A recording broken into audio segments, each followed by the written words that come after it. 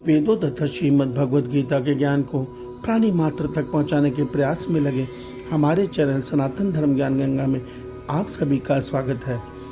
मेरे प्यारे कृष्ण भक्तों, आप सभी को जय श्री कृष्णा।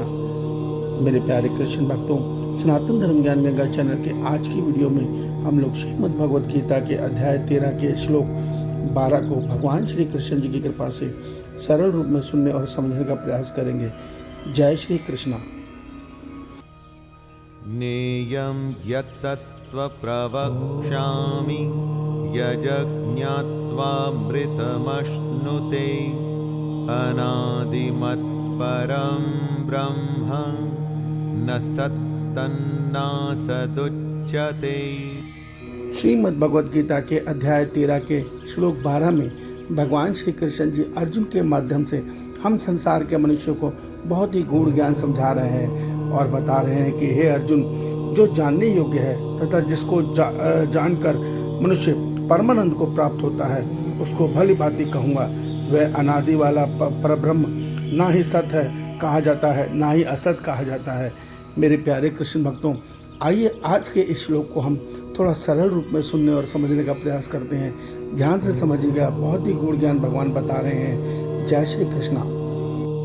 पिछले श्लोक तक भगवान श्री कृष्ण जी ने हमें यह सत्य समझाया कि मनुष्य सत आचरण के द्वारा अपने आत्म स्वरूप तक पहुंच सकता है।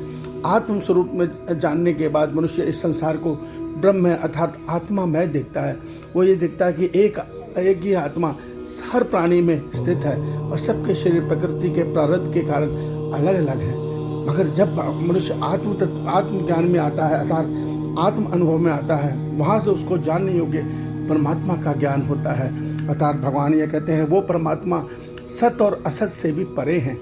यहाँ भगवान के कहने का अर्थ ये है कि सत अर्थात जो ब्रह्म तत्व है, इस संसार में चेतन तत्व है, जो जड़ के साथ मिलकर सारे संसार की रचना कर रहा है, परमात्मा उनसे भी परे हैं, जिनको भगवान परब्रह्म परमात्मा कह रहे हैं। अर्थात ये परमात्मा अपने लोक से बैठकर इस सारी सृष्टि का संचालन कर रहे हैं और ब्रह्म रूप में हर जगह वास करते हैं, सबके हृदय में वास करते हैं, इस सृष्टि के हर कण में वास करते हैं।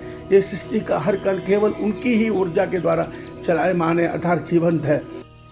मेरे प्यारे कृष्ण भक्तों, श्रीमद् भगवद गीता के आज के श्लोक के माध्यम से भगवान ये सत्य बताना चाहते हैं कि वह स्वयं तो परम धाम में है, इससे परे है, मगर वो ये संसार बनकर ये सृष्टि रूपी खेल खेल रहे हैं। अर्थात वह अपने आप को अनेक रूपों में विभक्त करके ये संसार रूपी खेल को खेल रहे हैं। इसलिए भगवान कह रहे हैं कि परम ब्रह्म परमात्मा वास्तव में सत और असत से भी परे हैं। इसका अर्थ यह होता है कि पर ब्रह्म परमात्मा परम धाम में वास करते हैं, मगर वो अपने परम धाम से ही जड़ और चेतन के रूप में इस सारी सृष्टि रूपी खेल को खेल रहे हैं। जड़ रूप में वो प्रकृति बने हुए हैं, प्रकृति के हर तत्व बने हुए हैं, और चेतन रूप में ब्रह्म रूपी ऊर्जा के द्वारा अर्थात ओम रश्मि ऊर्जा के द्वारा इस सृष्टि के हर तत्व को जीवंत किए हुए हैं। अर्थात एक परमात्मा के अतिरिक्त किसी अन्य की कोई सत्ता ही नहीं है, सब कुछ परमात्मा ही है और परमात्मा ही बने हुए हैं। यह सत्य हम आगे आने वाले श्लोकों में समझेंगे।